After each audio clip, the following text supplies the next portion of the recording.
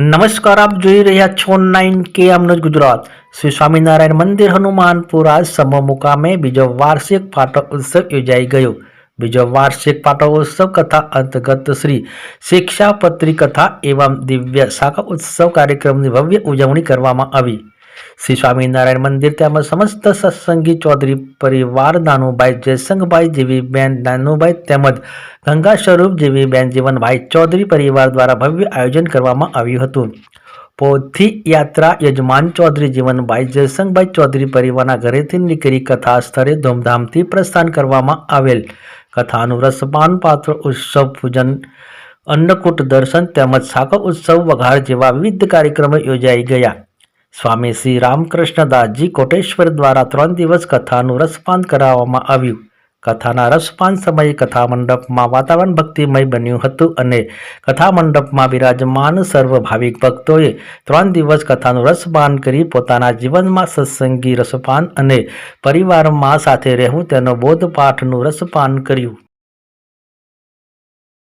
સમૂહ ગામની અંદર અમદાવાદ નારાયણ દેવદેશ તાબાનો શ્રી સ્વામી મંદિર સમૂહનો દ્વિતીય વાર્ષિક પાટોત્સવ, તેના ઉપક્રમે શાકોત્સવ, પાટોત્સવ તેમજ અક્ષર નિવાસી જીવનભાઈ જયસિંહભાઈ ચૌધરીના સ્મરણાર્થે ત્રિદિનાત્મક શિક્ષાપત્રી ભાષ્યની કથા, જેના વક્તા છે સદગુરુ શાસ્ત્રી સ્વામી રામકૃષ્ણદાસજીના મુખે ત્રિદિનાત્મક શિક્ષાપત્રી ભાષ્યની કથા થઈ।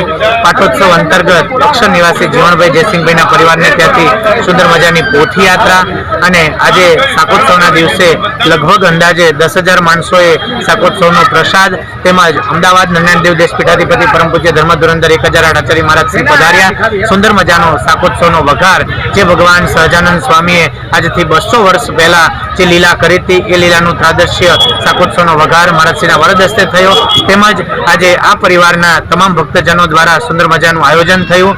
ખાસ કરીને ચૌધરી નાનુભાઈ જયસિંહભાઈ, ચૌધરી જીવીબેન નાનુભાઈ અને ગંગા સ્વરૂપ ચૌધરીબેન જીવીબેન જીવનભાઈની આ પ્રસંગે જ્યારે જીવન પર્વ થયું ત્યારે એ જીવન પર્વની અંદર પણ અંદાજે લગભગ એ કુટુંબ પરિવારના આમંત્રણને માન આપીને 10,000 ભક્તજનોએ ખાસ કરીને પ્રસાદ લીધો અને બધા જ ભક્તજનોએ કથા અને પ્રસાદની ધન્યતા અનુભવી છે।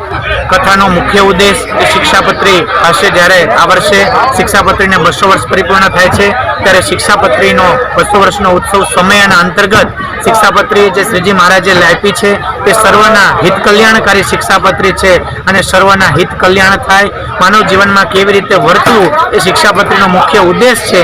એ જ ઉદ્દેશ્ય કથાકાર સદગુરુ શાસ્ત્રી સ્વામી રામકૃષ્ણદાસજીએ પોતાના મુખે કહ્યું અને લોકોને હૃદયસ્પર્શી વાત જે શિક્ષાપત્રીની એક એક વાત સમજાઈ જાય એવું બધાને ખૂબ સરળતાથી કથાનું શ્રવણ કરાવ્યું છે। બધા જ ભક્તજનોએ ખૂબ ભાવથી કથાનું શ્રવણ